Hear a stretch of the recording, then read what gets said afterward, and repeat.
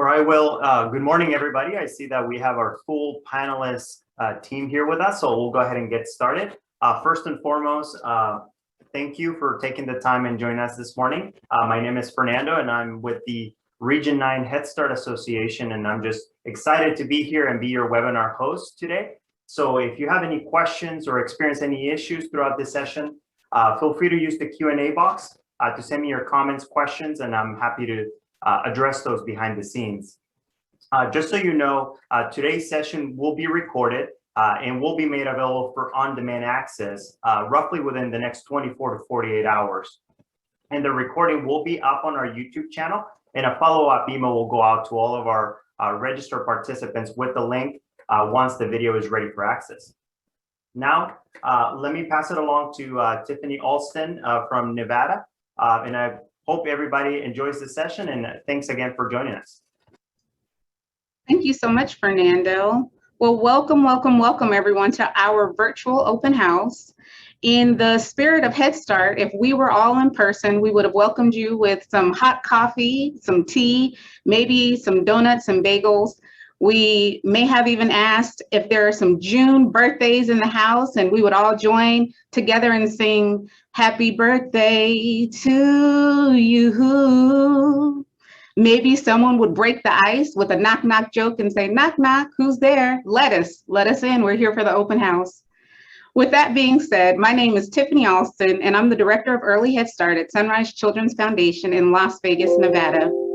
Our Early Head Start and Nevada Ready programs offer comprehensive child development and family supportive services to low-income and underserved populations, including expecting mothers, infant toddlers, and their families. We hope that you feel welcomed at our open house. Greetings to our special guest, Dr. Bernadine Futrell from the Office of Head Start in Washington, D.C., as well as our leadership from Region 9, the Office of Head Start under the direction of Ms. Cynthia Yao. Today, we have several speakers to offer you a unique preview of the work that goes on in our region at the grantee level, collaboration offices, and state as well as regional associations. We appreciate your time and attention to the challenges and opportunities we navigate each day. We like to say Region 9 is where Head Start starts and ends its day. From our outer Pacific island of American Samoa, federate states of Micronesia, Guam, Marshall Islands, Republic of Palau, and Commonwealth of the Northern Mariana Islands, where the day starts, to Arizona, Nevada, California, and back to the islands of Hawaii, where the Head Start day ends. Region 9 is the largest physical region and serves over 117,000 children and families. First, I would like to introduce our Executive Director, the amazing Ed Condon, to welcome our guests and our speakers. Thank you, Tiffany, and welcome to Region 9. Region 9 holds in high regard our longstanding relationship with the Office of Head Start, both in Washington, D.C. and in San Francisco. We're passionate about the possibility of giving all families and children birth to 5 an opportunity to succeed in school and in life. This is our purpose. The Head Start community is our inspiration, and we wish to foster inclusivity, kindness, knowledge, leadership, courage, and innovation. It's our duty to elevate the Head Start community by offering insightful, innovative, and pertinent programs and services via our conferences, our networks, events, and advocacy. Today, we're excited to share our community with you. Before we go any further, we would invite you to offer a few opening comments.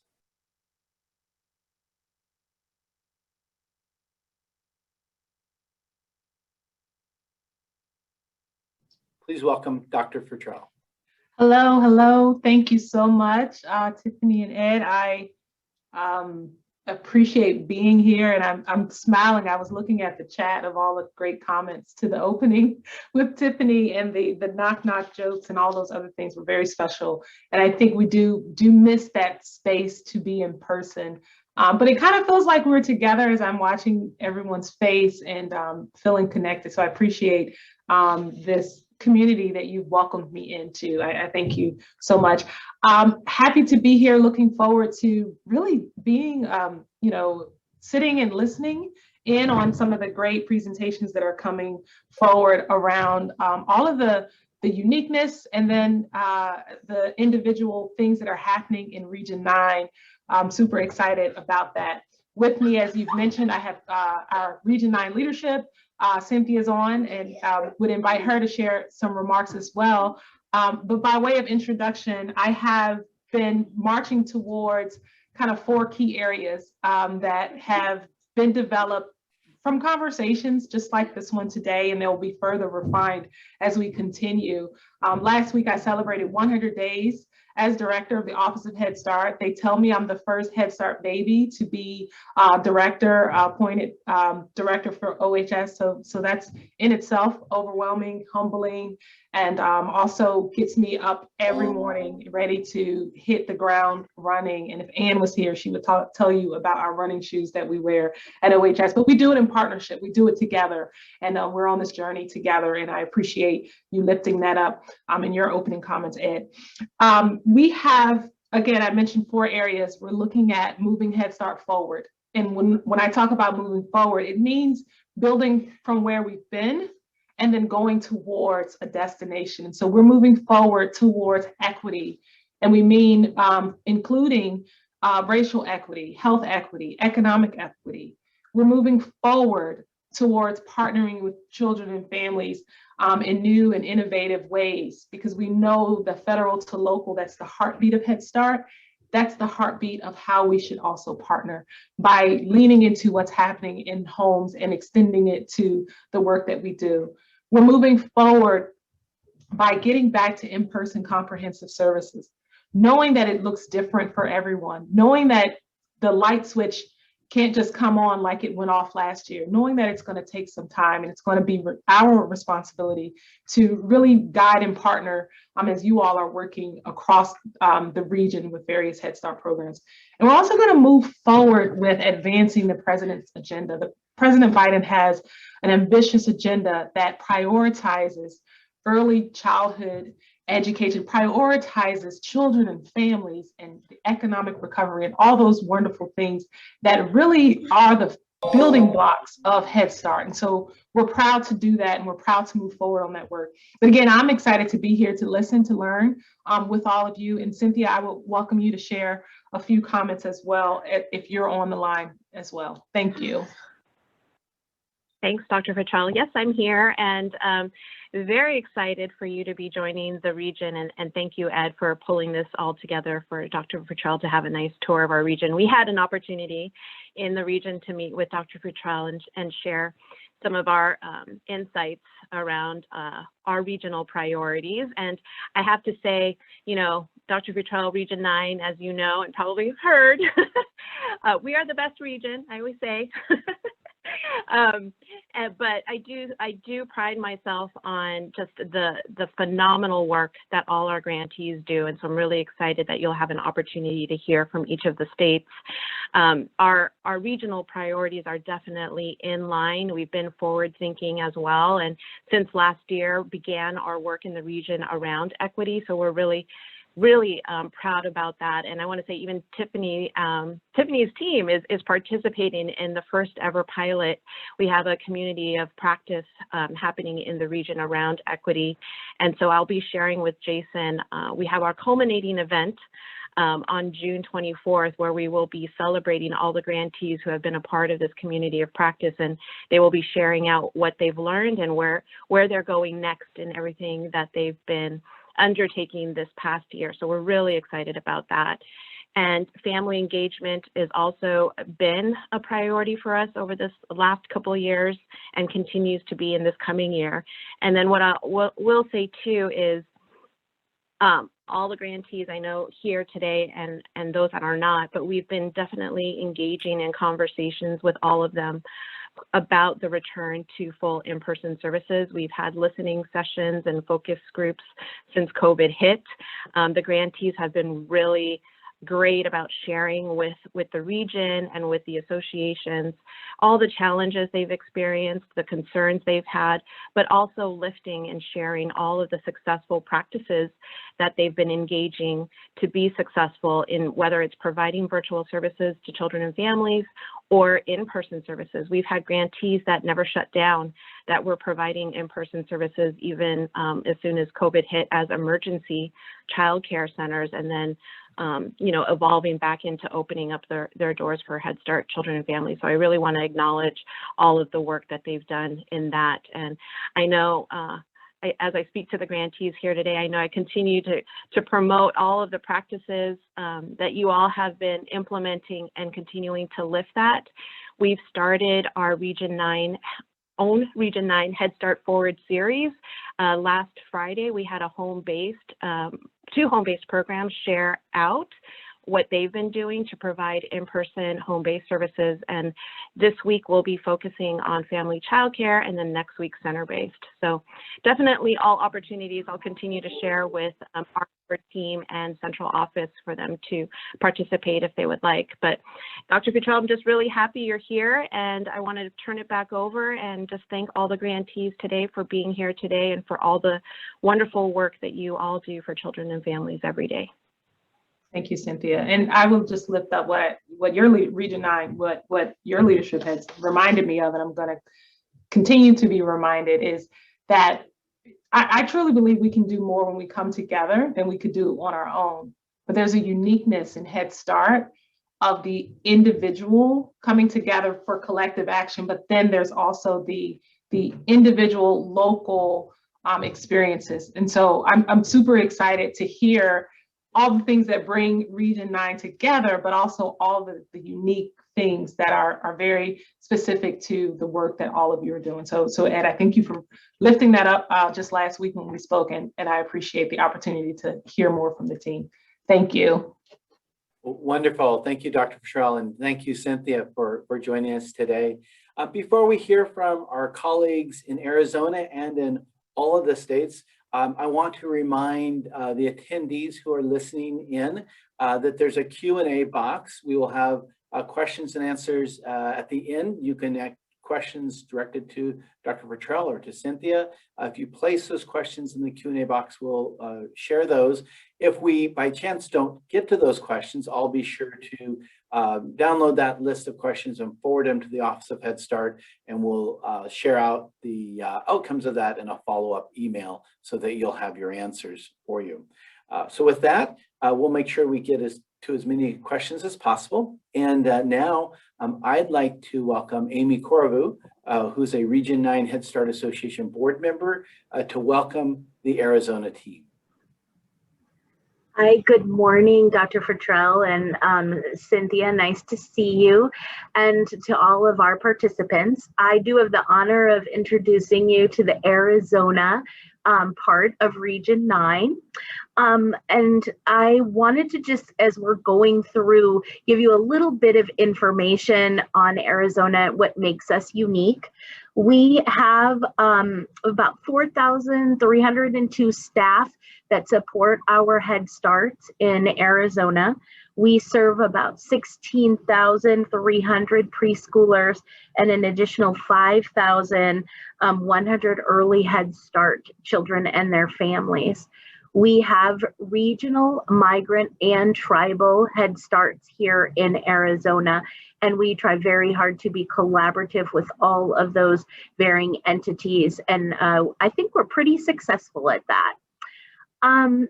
Some of the things that we are working on here in Arizona collectively are, we're very proud of our father engagement work.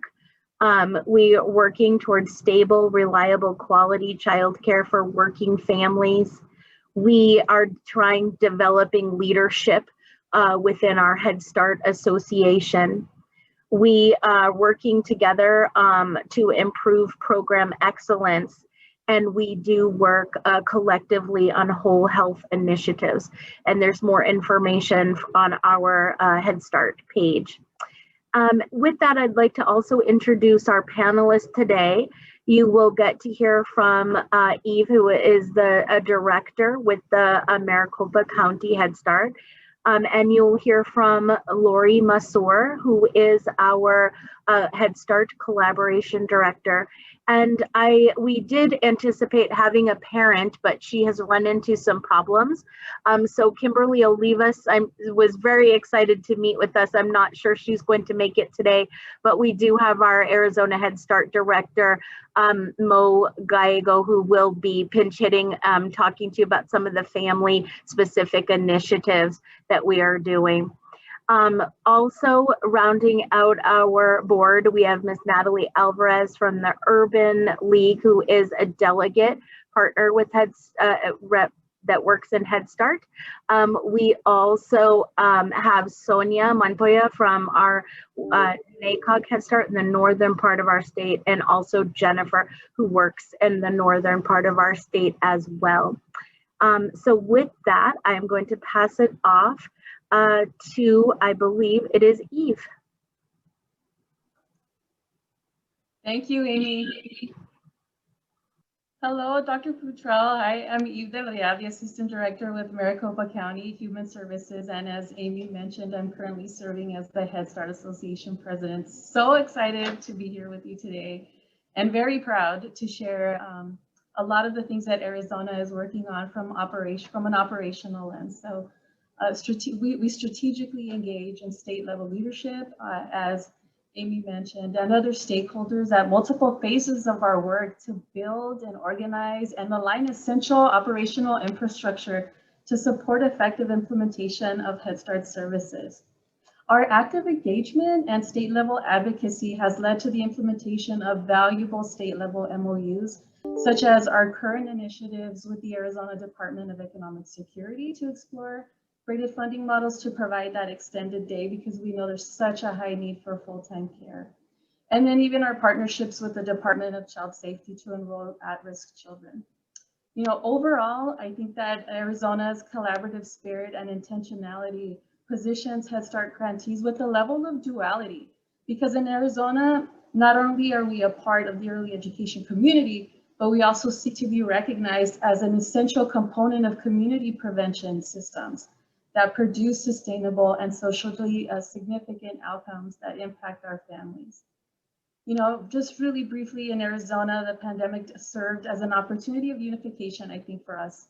We were very successful in unifying directors through our Directors Roundtable and creating a safe space in which we could collectively develop a diverse range of mitigation strategies. And I really want to highlight that thanks to our collab with the regional office, thank you, Cynthia, they were a central component to the success of our service delivery. As grantees now prepare to shift to the changing needs of our communities, we do continue to struggle with the concern of the financial impact and the shortages in qualified early childhood professionals. In our current climate, there is a lot of discussion around early education initiatives and extended kindergarten, and want to ensure that we position Arizona grantees as a demonstrated resource with valuable utility and fit. So with all that said, I'm going to pass it on with Laurie. Thank you, Eve, and hello, everyone, and hello to Dr. Futrell. I have the absolute honor of serving as Arizona's Head Start Collaboration Office Director. In addition, I also serve as the state's Early Childhood Education Director at the Arizona Department of Education, where the Collab office is housed. Here in Arizona, we very much have a child and family center focus, with the relationships that we have established as being paramount and central to the work of our early care and education system building efforts that are taking place here. In Arizona, the association serves as a sub-grantee of the Collab office and really serves as an extension of the work that we do. And we very much work in concert to help ensure that in Arizona, that Head Start has a voice at the early care and education table. And we very much leverage this unique structure, and this has resulted in accelerating efforts on advancing MOUs with our Department of Child Safety, with our state's early intervention system, a couple of things that Eve just touched base on. And we've had the opportunity within this past year with responding to the pandemic of leveraging that spot at the table to work hand in hand with our Department of Economic Security, who serves as the administrative home of our state's Child Care and Development Fund, and really taking that information in those work groups and those inputs and informing not only the statewide strategic plan, but informing funding innovations and innovations in general here within the state. And so through these strategic and intentional partnerships, we've also seen that our Head Start programs and our child outcomes data have been included in our state's longitudinal data system, as well as the statewide integrated data system and data mapping tool known as Maplet that's currently overseen by our state's early literacy initiative, Read On Arizona. And that's especially important because as we've been engaging in these conversations at the statewide level, what we have been hearing is, how do we know the impact that COVID has had on child outcomes data, on programs, and realizing that we have to sort of centrally house this data in one location to inform our regional communities and to form our statewide initiatives moving forward. And so leveraging that partnership with Read On as that state's early literacy initiative, the Department of Ed and the HISCO office has been a founding partner in that work, along with our state's Health and Development Board, First Things First. And together we have worked collectively and strategically on such initiatives as child care desert mapping, looking at statewide fiscal mapping relative to early childhood, all of that with a goal of how do we work collectively on advancing equity in early childhood, and working on both those projects with the Bipartisan Policy Center and the Children's Funding Project. And leveraging really that work along with the work that goes on with our Arizona Early Childhood Alliance, known as AZECA. Throughout this past year and even prior to COVID, working closely with the First Things First policy team and our own policy team, along with our state legislator, on helping to craft verbiage and providing input and feedback on bills relative to our early childhood systems. Like Eve mentioned, relative to funding and early childhood mental health issues. And so as we look to the future and lessons learned prior to COVID and during COVID, we really will be accelerating and leveraging these partnerships and relationships to focus on that statewide strategic plan that we talked about, and also including our Intertribal Council of Arizona, which represents 21 of our 22 federally recognized tribes, in addition to our colleagues in the Navajo Nation. One such initiative that we are all collectively working on is the support of a current House Bill 2015, which would bring funding to our state for early childhood from our state's general fund, and really could be used as a strategy to help Head Start programs meet that duration requirement. In addition, we've been very much at the table for funding innovation conversations relative to ESSER and ARP. So at this time, I'm going to pass the baton to my colleague Mo to speak to how Head Start supports families. Thank you, Lori. And Dr. Futrell, we are so happy to be with you. Kimberly is, I'm sure, just sick that she cannot be here. She has practiced so hard, and this was such an important moment for her. So quite honestly, I'm going to try to follow the work that she did and speak almost like if I was her, to honor the work that she did and trying to be here with you. She is so proud and honored and to represent Arizona in this event. She tried so hard to be here, and she wanted you to know how positive of impact of Head Start has had in her life. She comes from a background of an abusive home setting and became homeless at 17 years old. And now today she's on her way to a nursing degree. None of that could have been possible, she says, without the support of people and programs like Head Start. And like all other parents, the support that she received during the pandemic has been such a blessing. She wanted to talk about the food that was taken to households almost immediately when the pandemic hit. The amount of technology the programs have been able to purchase and bring on board for families and just the contact that Head Start had right away with their families, calling them, texting them, emailing them, trying to get a hold of them to make sure that they were okay. Kimberly is currently the City of Phoenix Parent Policy Council Vice President and became, I am so sorry, and became a part of this year's Arizona Head Start Parent Ambassador Program, which I want to thank the state of Washington. They helped us pattern this program after their very successful program, and they have been so good with all of their information. We can't thank them enough. But these experiences were incredible for Kim and for all the other 12 others. We had 13 parents that were in the program this year in its inaugural year. A couple of years ago, when Kim was the Policy Council President for the City of Phoenix, her and Amy, she wanted you to know, got to go to DC and got to meet with congressional representatives. And that was such an incredible experience for her. The only way she could ever possibly have done that is to be part of this wonderful program.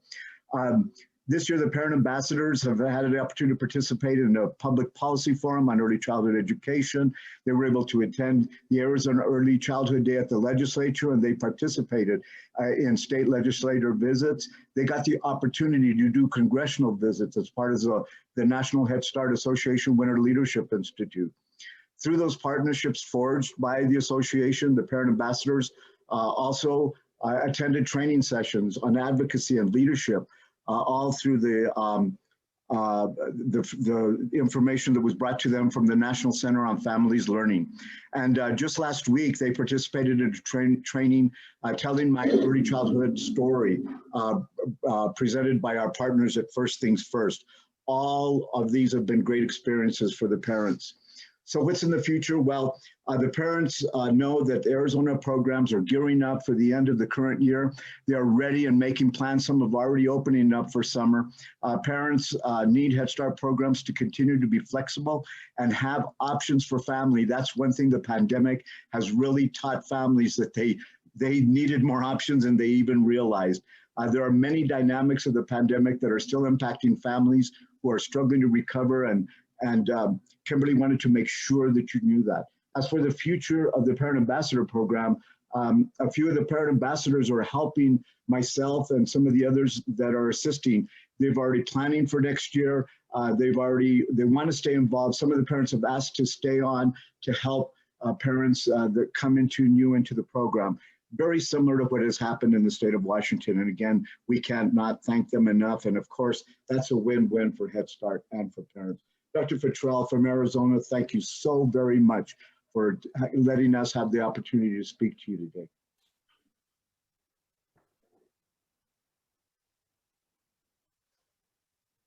And that's it. Thank you so much.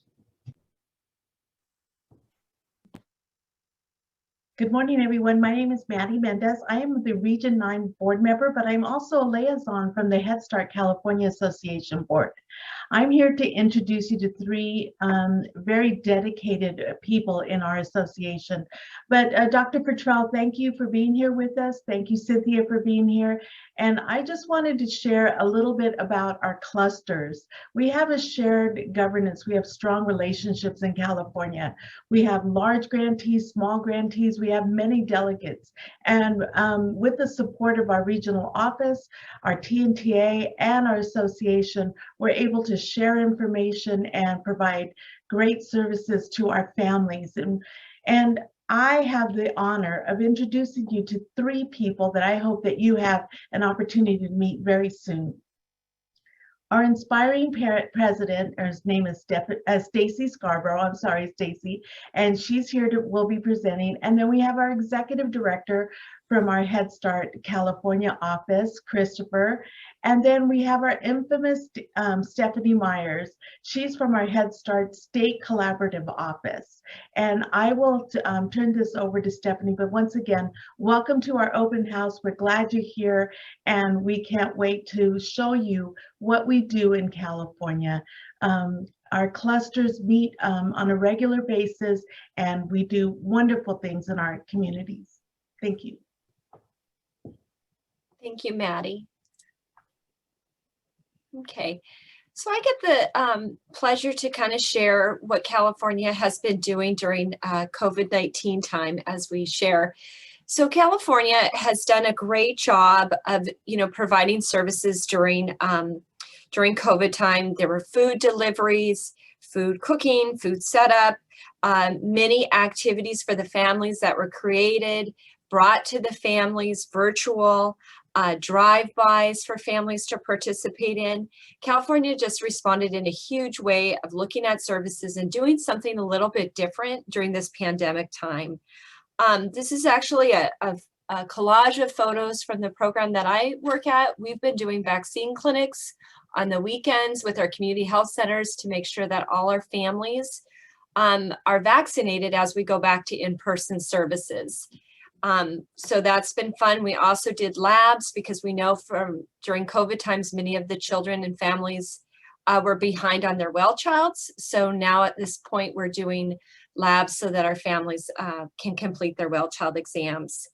At the same time, going forward, there was a survey in April where we were talking to programs about some of the things for opening, and there's some concerns around lack of teachers to fill vacancies, some fears that families may have, also looking at facilities with different group sizes. The good thing that's been helping is, like as Cynthia shared, we are having those webinars with Region 9, going component by component to discuss what are some ways that we can safely reopen and kind of go over some of the concerns that came up in the April survey. So that's been very helpful. So at this time, I would like to turn it over to Chris Miracle, our Executive Director, to share on the association. Thank you, Stacy. Good morning, Cynthia and Dr. Futrell, and to all my colleagues, good morning. So after more than a year in development, the master plan for early learning and care was released in December of 2020.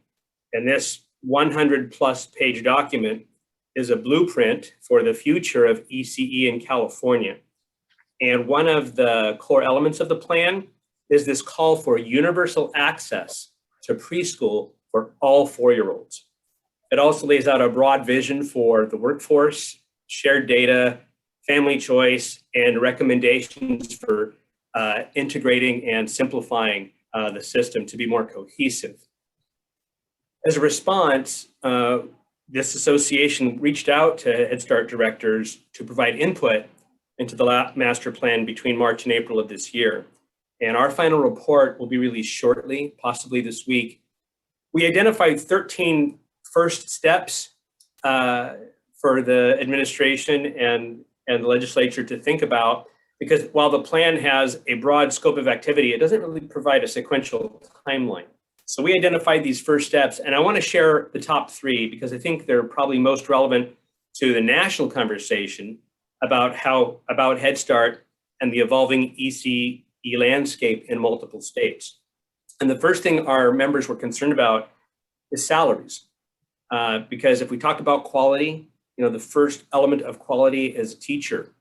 And the problem of attracting and retaining qualified teachers remains compensation. And a decades-long underinvestment has led to this kind of critical shortage.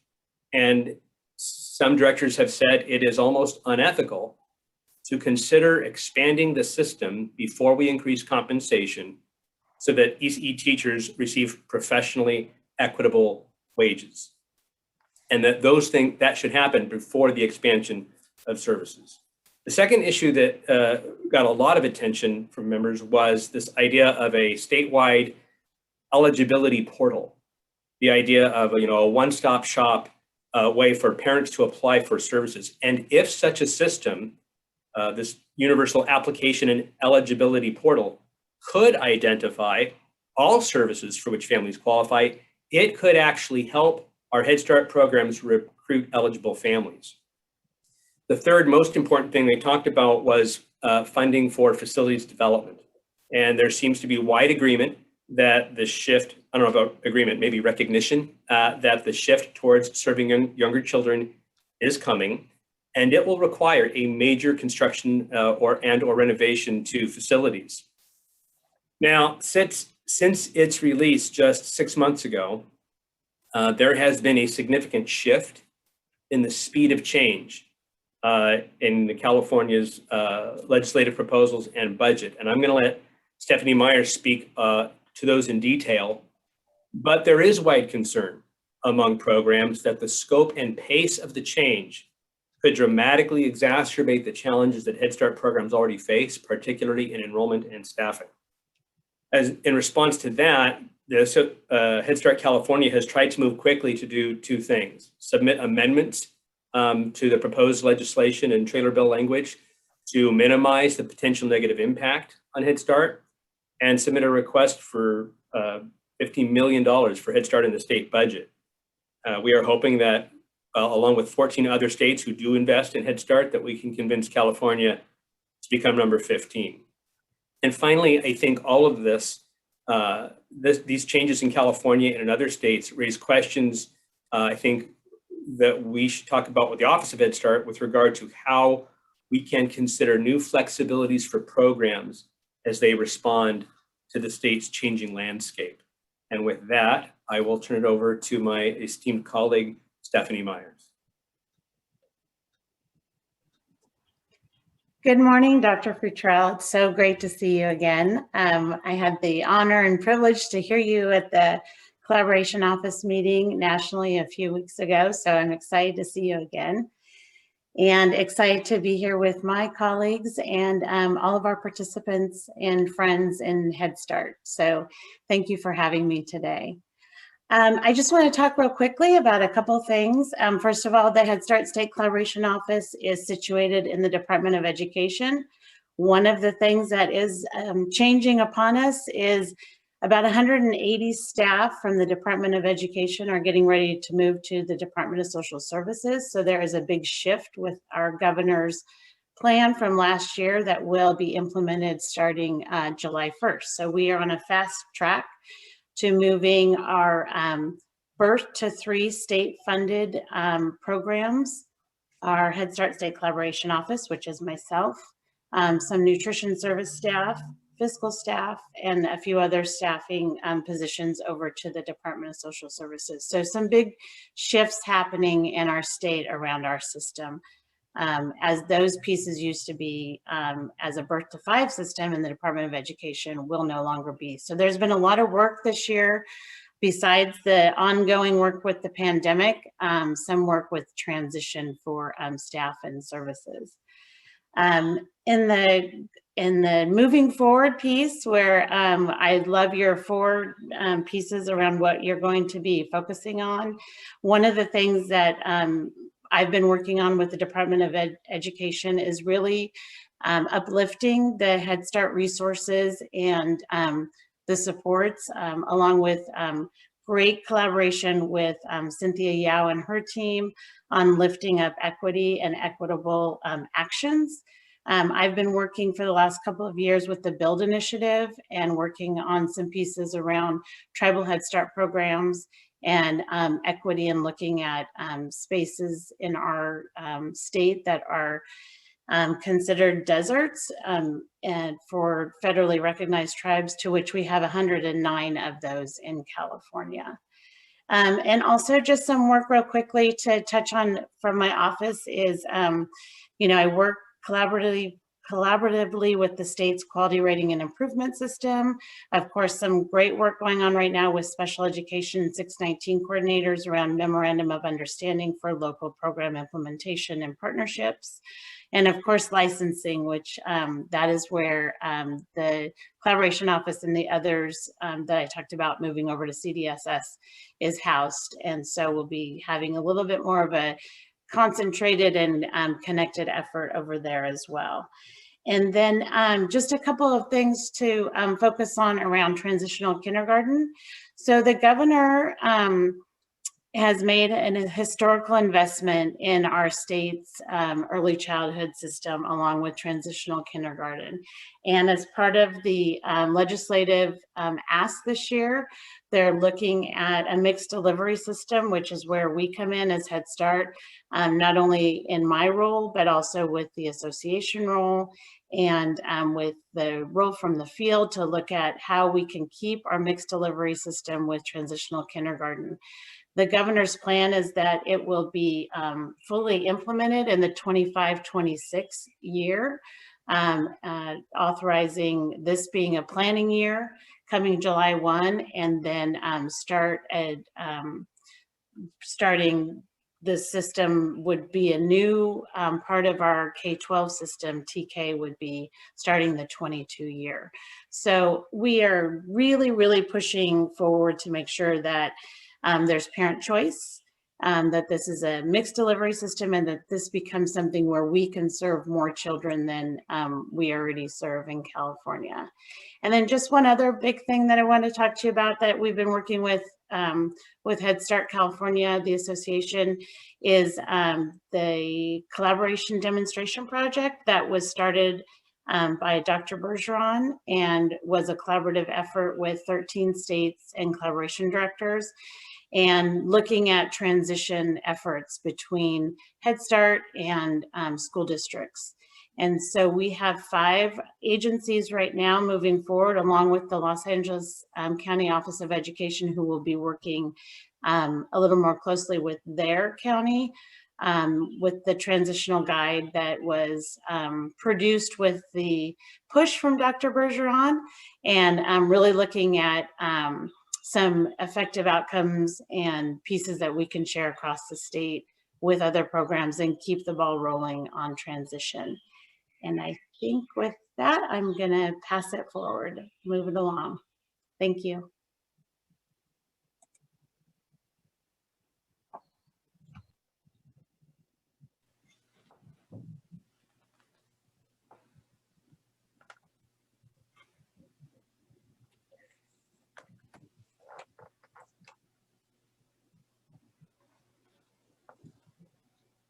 Thank you, Head Start California. Appreciate that.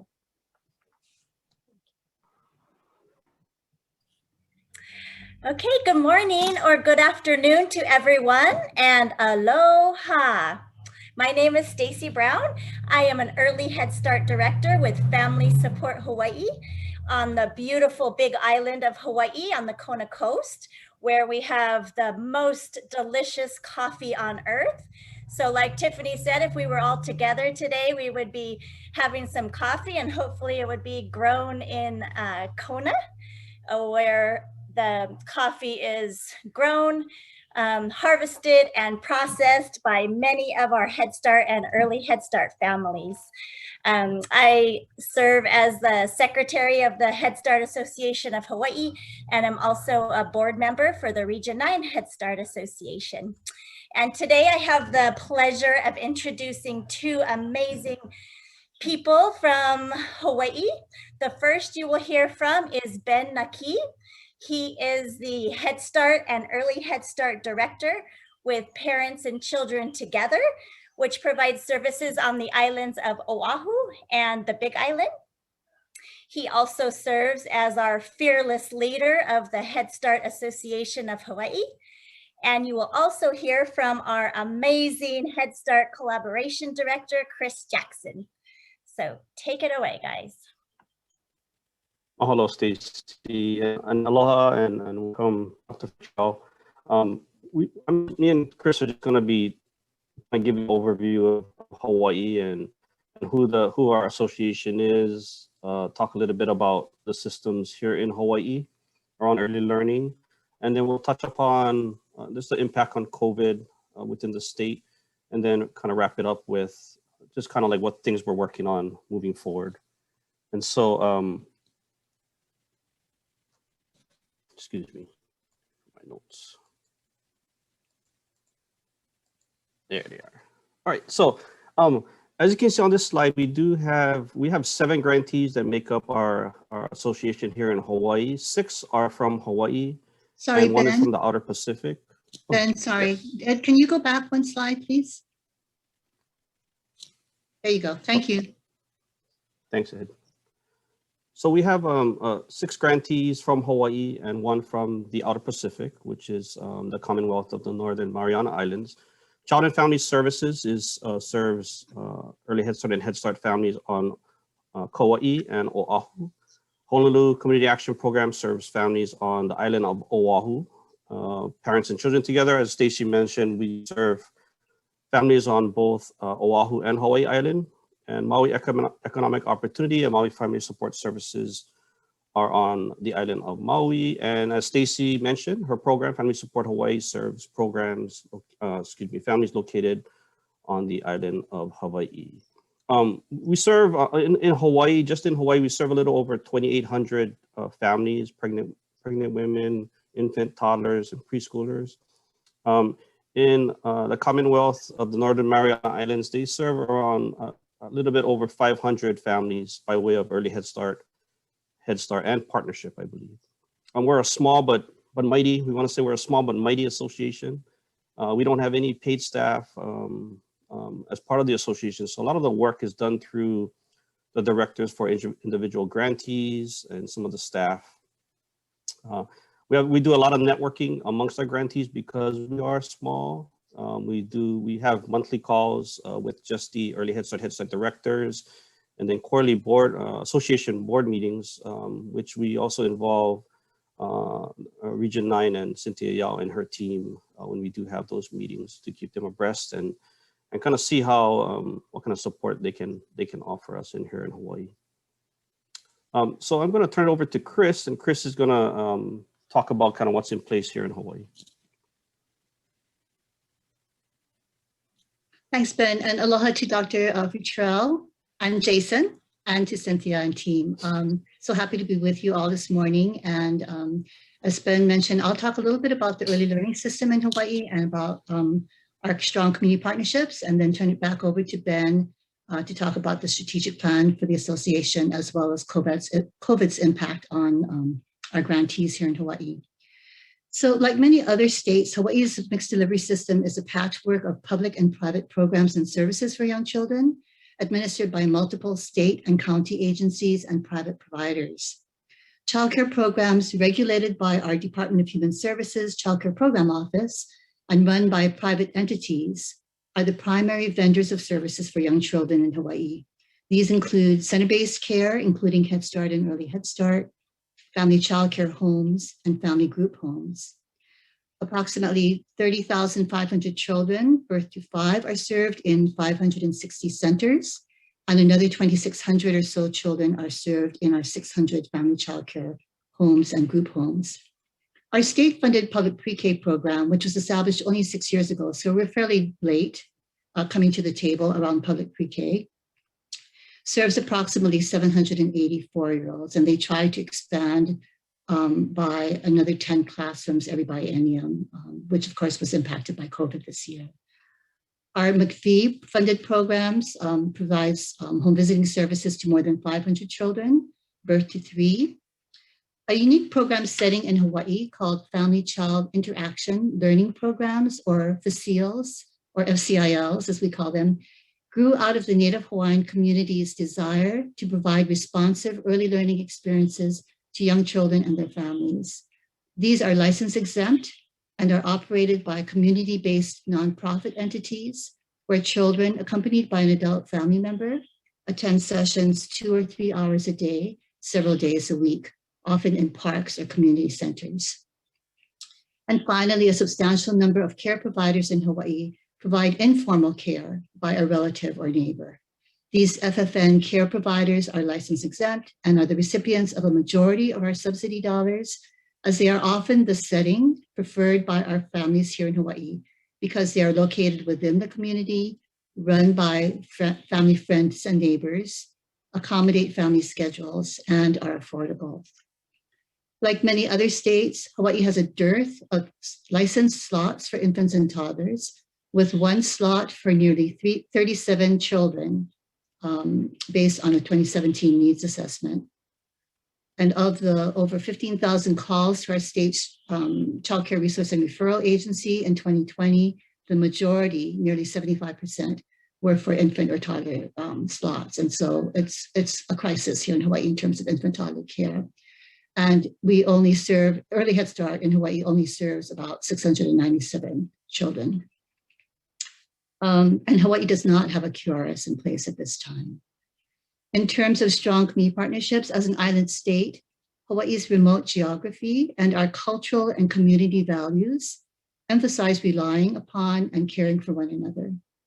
The importance of caring for our keiki and kupuna, children and elders, is a cross-sector, cross-systems value reflected in both policy and practices. And the diversity of needs of our children and families and the limited resources in any given community requires us to collaborate with one another, to leverage our collective resources, and to be strategic in our approaches to service delivery. Head Start and Early Head Start programs in Hawaii have had years of experience providing critical services. They're knowledgeable about the needs in their own communities, and they have established strong local partnerships with agencies and nonprofits to address those needs in each county in our state. And so Ben, turning it back to you. Thanks, Chris. Same slide, Ed. Ed, same slide, sorry. So just wanted to mention our association met in January of 2020, which is pre-pandemic, and we developed and crafted a 3-year strategic plan, kind of based on where we were at the time. We're really trying to find ourselves and like really prioritize the work that we wanted to do. And 3 areas resonated to the top in our discussions in January. The first area was around visibility, and for the association was to raise the visibility and amplify the voice of Head Start and Early Head Start in the state. A lot of different things just around policy. We wanted to make sure that Head Start is at the table during policy making sessions, different early learning discussions that Chris may have talked about earlier. Also being just visible in the community outside of our little grantee sub-communities, but really trying to expose the benefits and the programs that we have on all the islands. We have a board member who's a whiz at social media, and he beefed up our Facebook page and started an Instagram account, which really helps us get our message out and just the work that we're doing throughout the state. The second area that resonated was around workforce, and specifically to support a healthy workforce and create a career pipeline that attracts and retains dedicated personnel in the essential field of work we are engaged in. So as all of you know here, being an early Head Start or Head Start a home visitor or teacher is a lot different than a traditional childcare worker or a traditional home visitor. And so we know there's a lot of work to find individuals who are qualified, and also providing training so we can retain the workforce that's in place for all of our grantees. The last area was around capacity building. As I mentioned earlier, we don't have any paid staff. We've been talking about trying to bring on a administrative assistant to kind of help us stay organized and whatnot for years. And what we wanted to do first was just kind of talk about carrying out our mission and priorities, and really starting at the foundation of why we began as a association back in early 2000, and sharing those core values amongst the staff that work in all of our programs, and really trying to work with what we have in hand. So building that capacity to be able to move our mission forward. I'm going to transition over to the COVID impact of kind of what happened during the outbreak. So of course, enrollment and just recruitment of families, and also staffing took a big toll on all the grantees here in Hawaii. In-person varied by grantee. Oahu is the main island, the hub where Honolulu is located, and we noticed that the programs on Maui, Kauai, and Hawaii Island returned a little bit sooner to in-person services than the Oahu program, and that's mainly due to the spread being more rampant on Oahu. And obviously tourism is a big industry here in Hawaii, our number one industry in Hawaii, and it took a big impact, a big hit to the economy, but also to our programs here. Overall, in the state of Hawaii, the unemployment rate was at about 2% in January of 2020. By May 2020, that unemployment rate was closer to 22.9%. And so that had a huge impact as far as families returning back home, watching their children. Public school systems were closed down. And so a lot of families had to leave their jobs because they did not have the childcare. And so those are some of the impacts that took place during the pandemic that I wanted to share.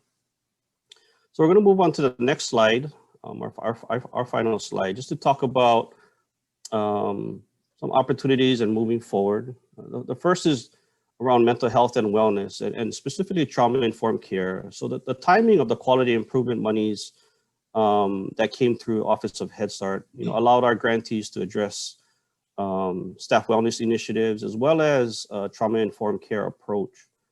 About 3 years ago, a cohort through the Promising Minds Initiative, which is a partnership with WestEd, was formed in Hawaii, and several grantees were able to participate in a 12-week cohort, which was, they had some in-person as well as virtual sessions with putting together Head Start grantees, early Head Start grantees, and other providers of early learning services in Hawaii, and putting them together to talk about trauma-informed care, to get training and to share similarities as well as differences that programs are going through in working with families that are experiencing trauma. Also most recently, Hawaii has, the state has developed an infant early childhood behavioral health plan, and exciting to know that currently the state is looking for funding to support a coordinator position to help with the implementation of that plan. I'm going to turn it over to Chris to take over the next two bullets, and then I'll be back to next three bullets, and I'll be back to wrap it up. Thanks, Ben. So we are currently facing three key state leadership transitions, which we wanted to share with you all. The Superintendent of Education has decided to not renew her contract after June 30th, after 4 years in her position. And an interim superintendent is being recommended by the Board of Education until a permanent hire can be found. But it's anticipated that this may not happen until well into the new school year. So that's one. A second transition is that the Director of the Executive Office on Early Learning, which is where the CLAB office is housed, and which is tasked, the Executive Office on Early Learning is tasked in statute with coordinating the early childhood system. She stepped down at the end of May after 6 months at the helm. An interim director is in place, and a search has begun for a new director, with a projection of possibly an August hire, but it's unlikely that it is likely the process will take a lot longer than that to find a suitable candidate. That's second. And then the third is that the state's Child Care Development Fund Administrator and head of the Department of Human Services Child Care Program Office, which oversees the administration of CCDBG funding, child care subsidies, and child care licensing, recently transitioned to another position within the department in early May. A child care program specialist is currently acting in this role, but it is unknown when a new administrator will be hired for this critical position. These transitions are all coming at a critical time when the state is trying to identify how it will spend down all of the federal recovery dollars coming into the state. So it's been quite a shock to the system, so to speak. And we're just trying to do the best that we can. And everyone's all on board in terms, all hands on deck, basically, in trying to keep things running in those three entities. These leadership transitions are also particularly significant as Hawaii attempts to implement Act 46, which was passed by the 2020 state legislature and signed into law by the governor, and sets a new state goal of dramatically expanding preschool access for all unserved 3- and 4-year-old children by 2032.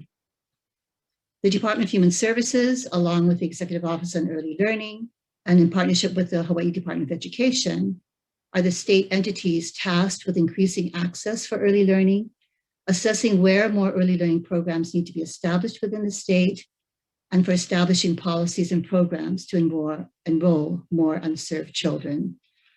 House Bill 1362, which was passed this past legislative session in 2021, will help with implementation of Act 46 by establishing an early childhood stipend program for early childhood educators to address the current workforce shortage in Hawaii, and also creates an Act 46 coordinator position to assist in the law's implementation.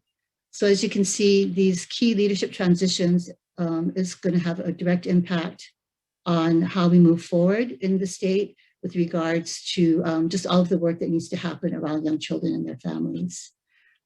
In terms of state level partnerships, we shared earlier that because we live in an island state, Head Start and Early Head Start grantees have established strong local partnerships with community agencies in their communities. We have also established more formal state level interagency agreements to promote stronger communication, coordination, and collaboration with our state Department of Health, Department of Human Services, and Department of Education partners as we continue to work to improve our mixed delivery system here in Hawaii.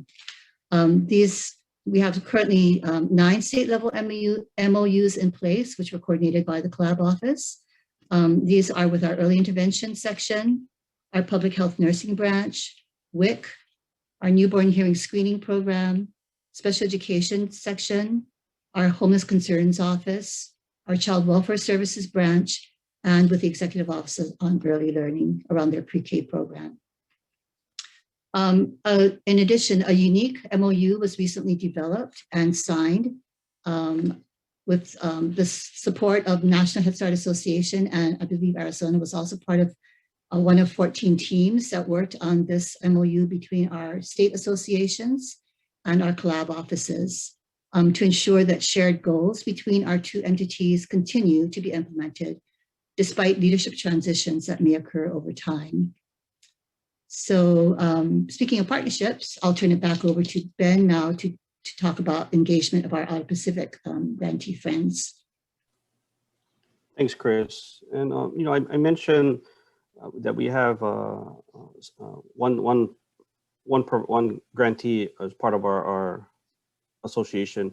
There are 3 other grantees in the Outer Pacific that we'd like to engage more, and that's something that our association is working on, kind of determining strategies to get the other 3 Outer Pacific programs involved with the association. Time zones are a big obstacle because all 4 are in different time zones.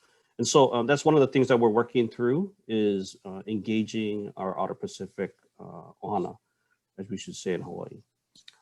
That concludes Hawaii. I'm going to turn it over to Jennifer Thornton from Nevada. Thank you, Ben. My name is Jennifer Thornton. I'm a Region 9 board member as well as the treasurer for the Nevada Head Start Association. And I'm here to welcome you, Dr. Futrell and Cynthia. Nevada is known as a silver state, and our Head Start Association mission is to serve children and families in our care.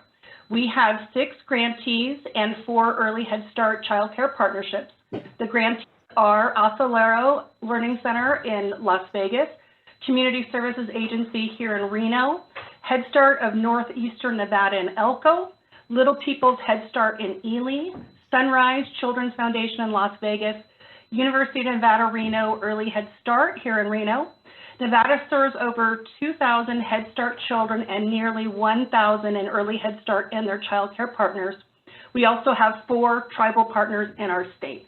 I am here to introduce Lori Kops, who is the director of the Head Start of Northeastern Nevada, as well as Patrice Gardner, who is our collab director. So Lori, I'm going to pass it off to you.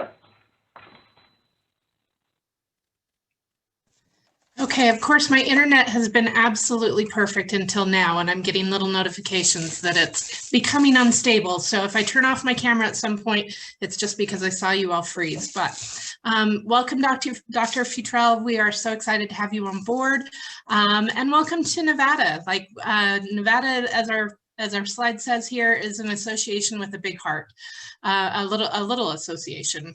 That's all of us right there in the picture. that are on the board. And one of the things that we kind of wanted to stress a little bit is how the advantages to being a small association. We all know each other extremely well, to the point where we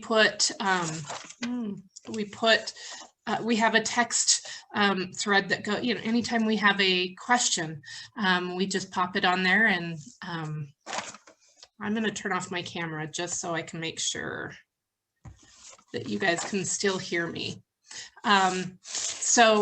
Anytime we have a question for each other, we just pop on the phone and ask away and get everybody's expertise. Some of the advantages of having that close contact with each other is things like when our governor shut down all of the schools in the state, we were on the phone with each other within an hour, deciding what we were going to do, putting plans in place, which then got us all into gear and up and running with our services within a week or two to remotely serve all of our families. And so, and then that turned into quickly getting back into in-person services for many of us. Many of us were up within a month or two and serving families in person. So it's been a great honor to be part of this team. Some of the things that also come out of that small collaboration is that we are very aware of each other's needs and where we need some extra help. And so some of the things that we have put together are things like the Emerging Leaders Summit to make sure that we seek out talent within our own organizations and get them the training that they need. And then also that we all can, I think all throughout Head Start can use some governance training.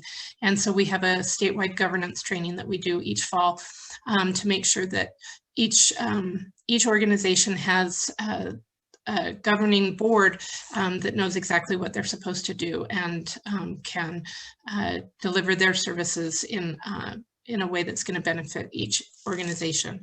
And then another area that we really work on is enrollment. And that's one area that Nevada, I think for the most part, has been very fortunate in that we are able to fill our slots pretty well.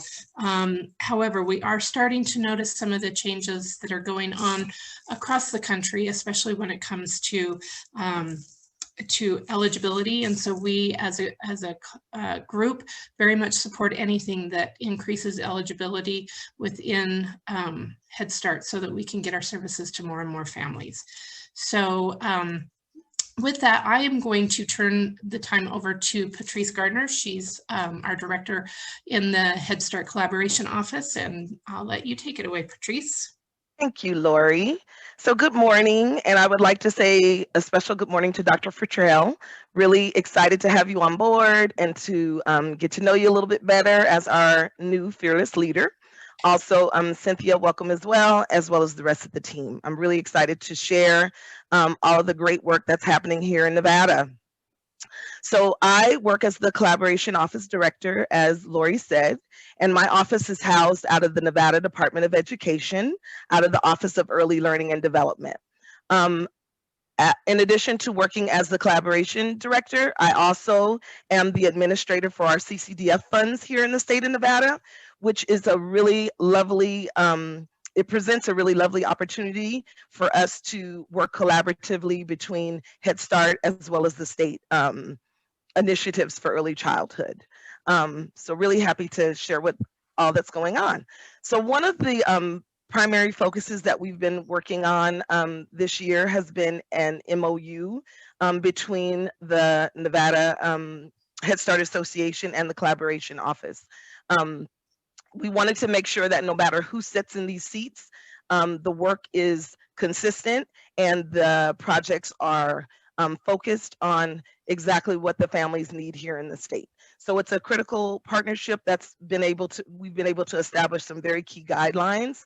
And I've had the lovely pleasure of working directly with Tiffany, who is our fearless leader as our president of the Head Start Association here.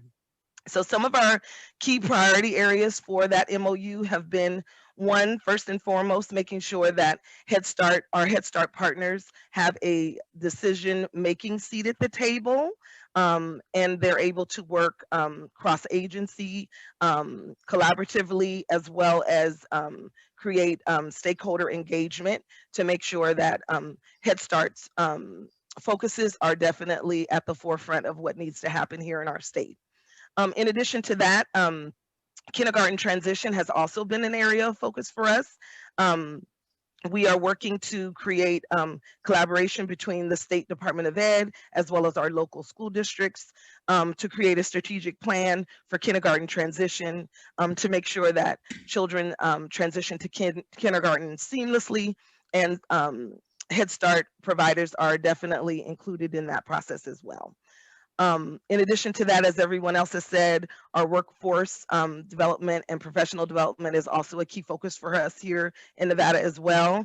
And one of our primary goals in this MOU has been to develop a training and coaching network to provide training and professional development that's responsive to the needs of Head Start, as well as concentrate on mental health and trauma-informed care practices here in our state, because with everything that's gone on with COVID, that's definitely an area of focus for everyone, as well as here in Nevada.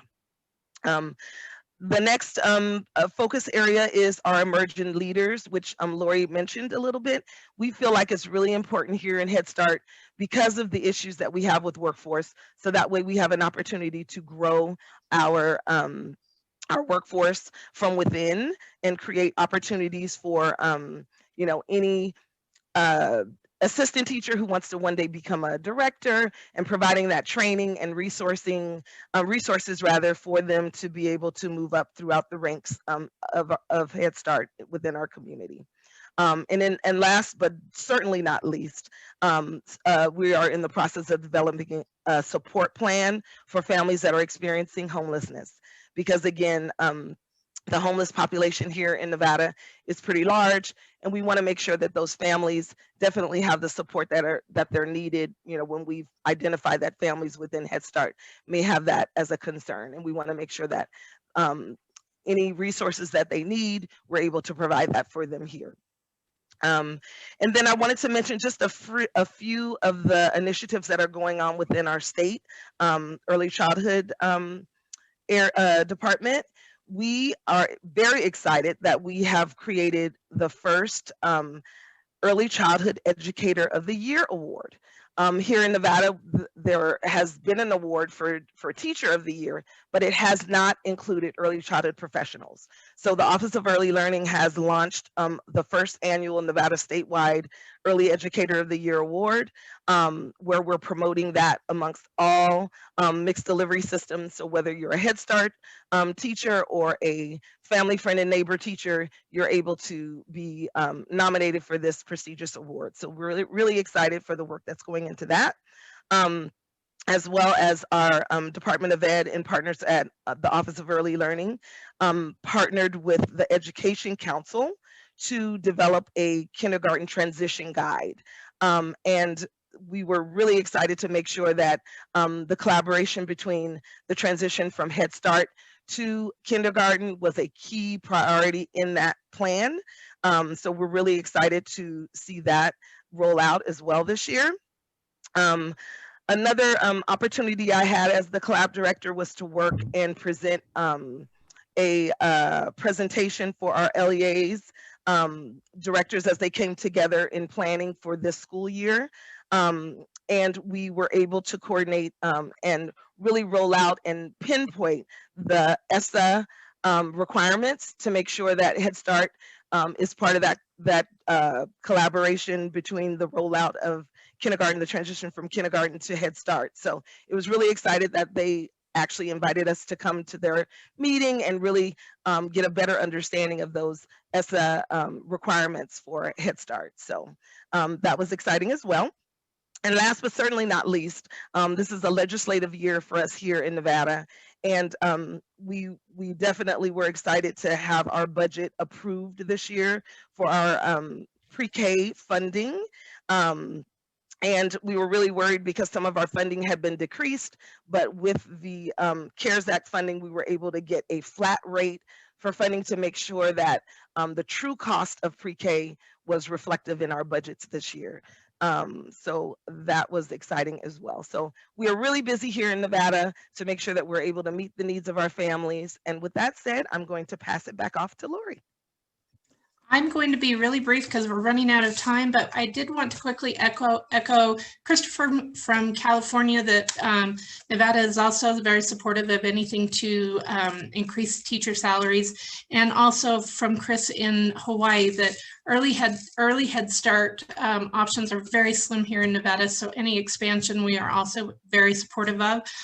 We also wanted Dr. Futrell to know that our state representatives are very supportive of Head Start, although my particular representative, Mark Amodi, could use a little bit of extra love, so keep that in mind. But other than that, we would love to welcome you to come to any of our monthly meetings, participate in any of our Emerging Leader Summit trainings or statewide governance training, and please reach out and follow us on Facebook. So we are so happy to have you on board, and welcome to the family.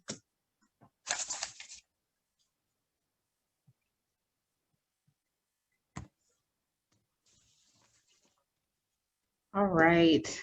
Well, thank you so much, Nevada, for sharing. I'm honored to be on that team. So Nevada rocks. Little plug there. I have the pleasure of introducing our Region 9 team. And before I do, I just want to say, if you looked up the word mentorship in the dictionary, you would see the picture of these wonderful folks right here that you see on your screen in front of you. There's so much talent on the Region 9 team, talent, knowledge, and wisdom. And it's just an honor to work with these folks every day. And I love how they share the space with everyone. So without further ado, I'd like to introduce you to Denise Cardoza, Bill Donaldson, and Colleen Versteeg.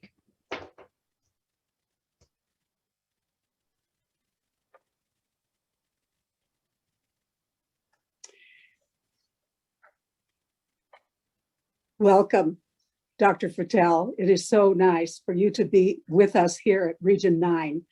And I hope you will come and visit us often. One of the things that I love about Region 9 is that I had the opportunity to work with Wasi Tesfa in the reinvention of Region 9 over the last, this is going to give some ages away, couple of decades. And when the board asked me to talk about the goals of the Region 9, I'm looking at building capacity and among associations and the local agencies and the staff who work with children and families. And I remember that is exactly what we said we needed to do. And today, I'm honored to see it rolling out before our eyes, that outcome of the building of those state associations and initiating and supporting them. Also, making sure that with the National Head Start Association that we were aligned with what the work from Washington, D.C. And I also have the opportunity to sit on the California Head Start Association board as well as the national.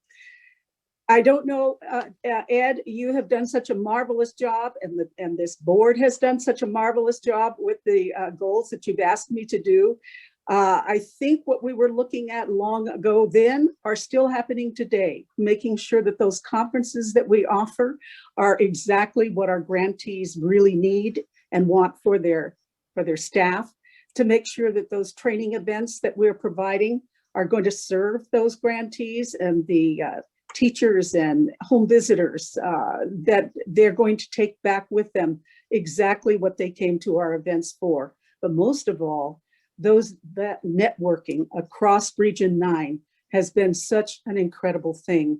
I believe it is the board who supports the staff, who make sure that all of those events are up and running, whether they're virtual or in person. Also taking a look at our membership services and resources by asking, what is it that we need to serve our members with? Most of all, it's the communication and the engagement that I think is the priority for the Region 9 Association, that we will continue to communicate with the states, the associations, all of our grantees and memberships, and also to make sure that we stay engaged at every level of uniqueness throughout the states that we serve, as well as the alignment with the National Head Start Association. With that being said, you know what, it's really marvelous for me to sit here and see these goals actually unfold today through the state's representations and presentations. With that being said, I really want to thank you for the honor to sit on the Region 9 Association and to be in the presence of you, Dr. Futrell, and Cynthia Yao, our greatest leader here in Region 9. With that being said, I think I'm complete. Thank you very much.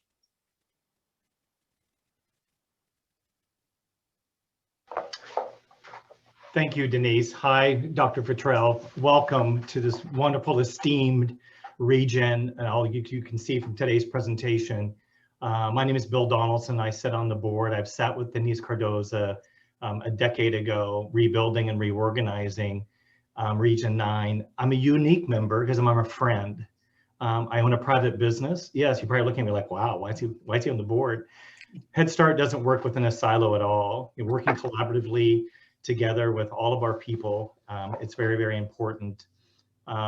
With that said, we believe in private funding to raise the level of acknowledgement.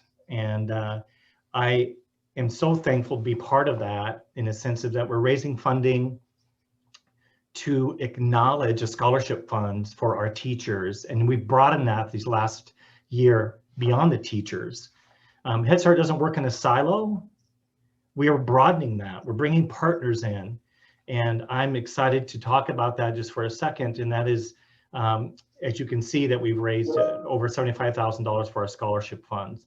And we started out with teachers. We're now broadening that to the Head Start family of workers beyond administration. And lastly, we're really wanting to elevate the agencies, looking at their strategies. How can we support you? And what the impact of that may be. So it is such a privilege to be part of a region that listens and then takes that listening to funding and then taking that funding to policy. And we can't do that without the collaborative efforts of each of us stepping in and providing the leadership. It's amazing leadership that we have at Region 9 and our board members, as you saw from today. Again, acknowledging these three main points: collaboration, raising money, acknowledgement, and of course, elevating our children and families for that recognition, elevating that. I'm in private business. I call it from diapers to internships. That's what it's really about, right? Diapers to internships. And I feel like I'm a privileged person to sit along these people as a private outsider and with a history of collaboration and working with young families. And I want to thank you for your time. Again, Dr. Futrell, for listening to us with your team. And of course, with all of our esteemed board members and our support of our membership. So from there, I'll turn it over to Colleen. Thank you. Thanks, Bill. Can you all hear me? I want to make sure. Yes, great. Good morning, Region 9 grantees that are joining us today. Hi, Cynthia, and good afternoon, Dr. Futrell. It is a pleasure to meet you and have you with us today. Thank you, Dr. Futrell, for taking the time to listen and learn about our fantastic region, our collaborative partnerships with our regional office, with our state collab offices, and with one another. This is a region where we truly work together to support, to inspire, and to learn from one another. I'm Colleen Verstay, and I have the pleasure of being the Executive Director at Orange County Head Start in Orange County, California, a board member on the California State Association, and in my newest role as the incoming board chair for the Region 9 Head Start Association. Today, our team was able to share with you just a small amount of the amazing practices that our grantees have done and are doing to respond to COVID, equity, education, childcare, food insecurities, mental health, and other priorities happening in our region. We could have been on here a week and a half, but Jason told us you only had an hour and a half. So we stuck with that. As our region and our states continue to navigate the changes ahead, know that just as Region 9 Head Start and Early Head Start grantees have always done, we will continue to thrive, to persevere, to be collaborative partners, and to find ways to ensure our most vulnerable birth to 5-year-old children continue to be given the opportunity to access high quality education and comprehensive services.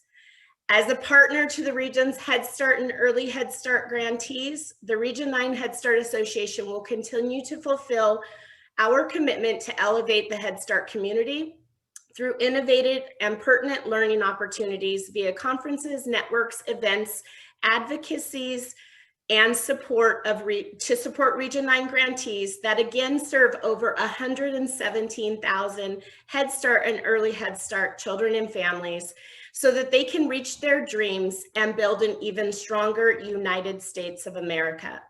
The Region 9 Head Start Association will continue to work hand in hand with our regional office on the equity, family engagement, and raising outcomes for children initiatives. And we look so forward to working with you and the OHS team in the Moving Forward initiative and the President's priority of putting all of our young children, all of our youngest children first. With that, Dr. Futrell, thank you again for being with us today. We would like to reopen the floor to you for any additional comments you may have for our regional grantees. Thank you again for the time that you took. It's so important, and we're so excited to have had your individual attention today. Thank you so much, Colleen, and everybody who shared today.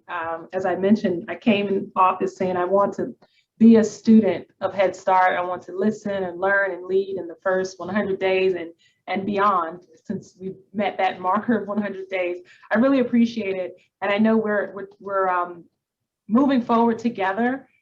And I know everybody's unique, and I got lots of notes, and I know Cynthia does as well as, and Jason. But there's one theme that I'm picking up, and I'm so proud to hear it. And it reminds me of the people work, and we talked about the family and Head Start being a part of a forever family. I really appreciate the priority on the workforce and recognizing that a healthy workforce will lead healthy programs and centers and organizations and be able to do the work of locating and recruiting families to be able, all different in the different states and even within your state differences. But I appreciate hearing that, because I in my heart know that's where it starts. And sometimes that could get caught up because we always put ourselves last, so to speak, when I say ourselves, and I know you guys are representing yourselves as grantees, but also as leadership in your regions. So I thank you for that, and I appreciate that, lifting that up. I believe that is the first step in getting back to in-person services. I believe that's the first step in prioritizing equity, partnering with families. All of those things are going to go through strong, healthy leaders who feel empowered, supported, are compensated, have space to lead and grow, and all the things that you all mentioned in different ways. I really appreciate that. So with that, Ed, again, thank you. I want to also thank Jason and Cynthia for being here, and the whole OHS team that's supporting and being a part of the great work you do. I thank you all so much. Well, thank you, Dr. Futrell, and also first thanks to all of my colleagues here in the region and in the regional office for taking the time to put together the content that was shared with you today. I did have a couple questions, about 4 questions that popped into the chat. We'll be sending those on to your office for a follow-up. Of course, issues of workforce and readiness, issues of leadership, and supporting that integration of state and federal work together is top of mind for our region. We look forward to supporting you and to seeing you at one of our events, hopefully soon. We pride ourselves on having some lovely locations, an opportunity to be together, to innovate, to commit to each other, and work to see through the work into the future. So thanks everyone for joining us today. We look forward to working with all of you, and have a good afternoon. Thank you.